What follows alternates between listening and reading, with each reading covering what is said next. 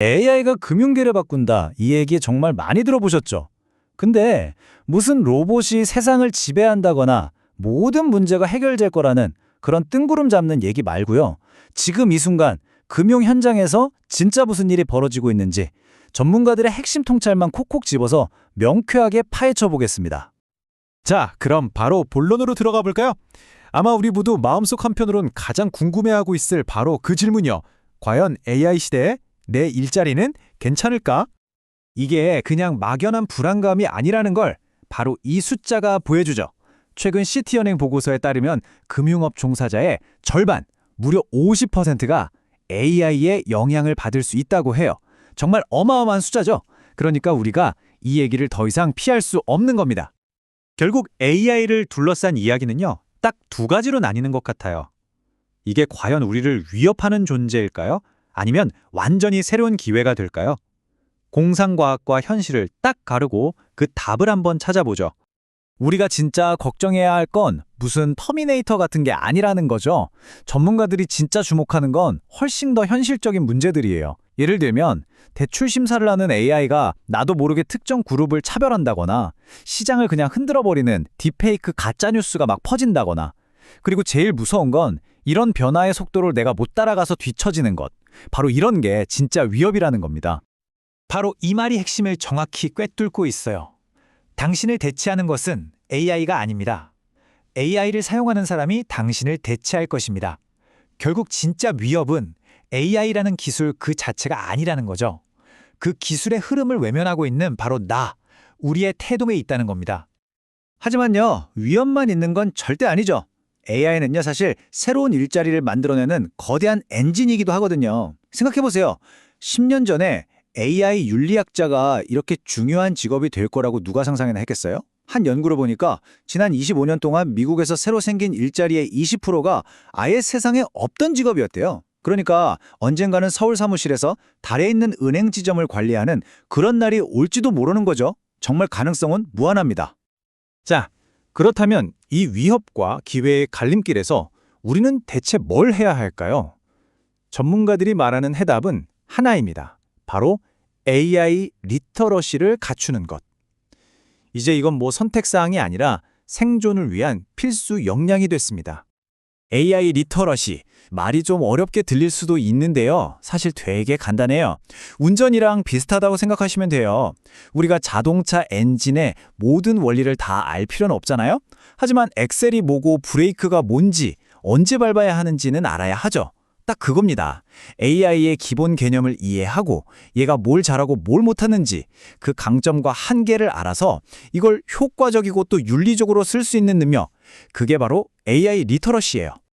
이게 얼마나 시급한 문제냐면요. 2015년에 런던 증시에 상장된 기업 이사들 중에 AI 리터러시를 갖춘 사람이 단 2%밖에 안 됐다고 합니다. 생각해보세요.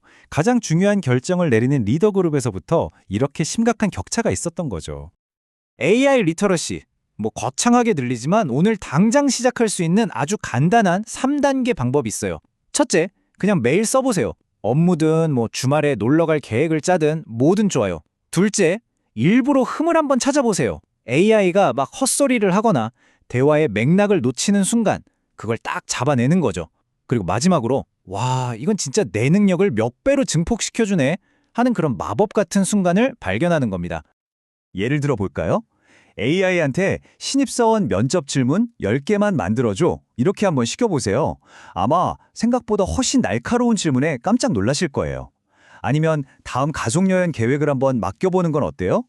이런 식으로 직접 부딪혀봐야 AI가 대화의 맥락을 얼마나 잘 기억하는지, 또 얼마나 쉽게 까먹는지 몸으로 느낄 수 있거든요. 이게 진짜 살아있는 공부죠. 자, 이제 관점을 개인에서 산업 차원으로 한번 넓혀볼게요. 우리가 생각하기에 기술에 가장 민감할 것 같은 금융 분야가 생성형 AI 도입에는 의외로 되게 신중한 태도를 보이고 있거든요. 이건 왜 그럴까요? 아마 많은 분들이 궁금해하실 거예요. 아니, AI가 그렇게 강력하다면서 왜 금융권은 이렇게 주저하는 것처럼 보일까? 다 이유가 있습니다. 금융의 세계에서는요, 판돈 자체가 달라요. 이 산업 전체가 고객의 신뢰라는 정말 깨지기 쉬운 기반 위에 서 있잖아요. 평생 모은 돈, 우리 가족의 미래가 걸린 자산을 다루는 거니까요. 책임의 무게가 상상을 초월하죠. 결국 AI를 도입하는 건 단순히 기술 문제가 아니라 사람의 문제인 겁니다. 조직의 문화, 일하는 방식 자체를 그냥 뿌리부터 바꿔야 하는 거대한 변화라서 절대 서두를 수가 없는 거죠. 한 전문가의 이 말이 금융권의 고민을 정말 정확하게 보여주는 것 같아요.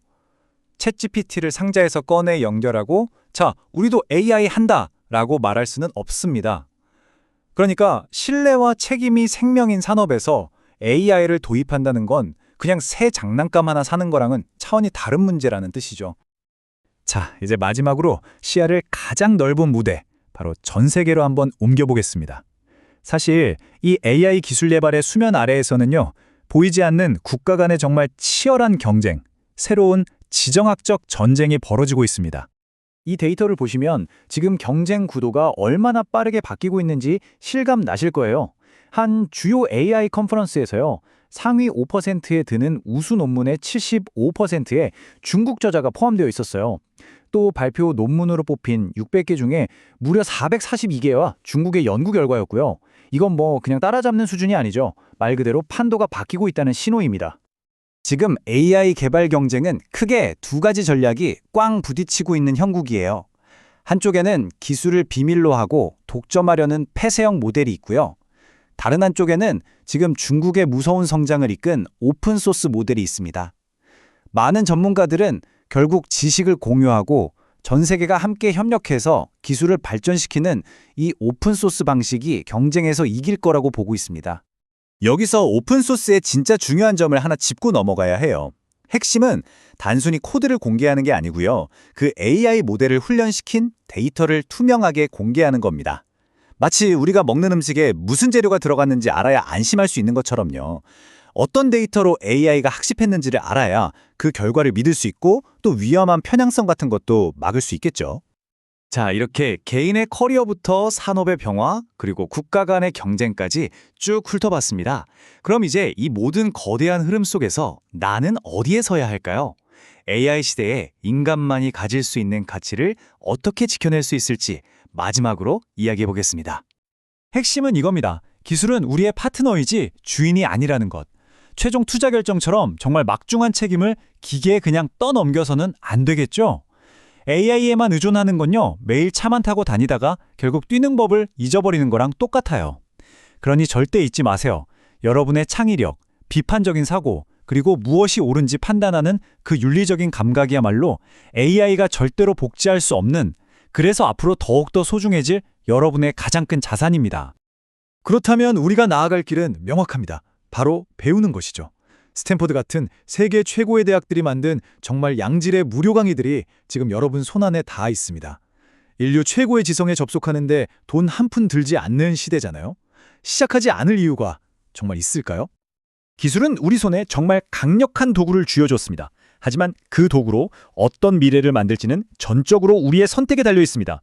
자, 여러분의 다음 행동은 무엇이 될 건가요?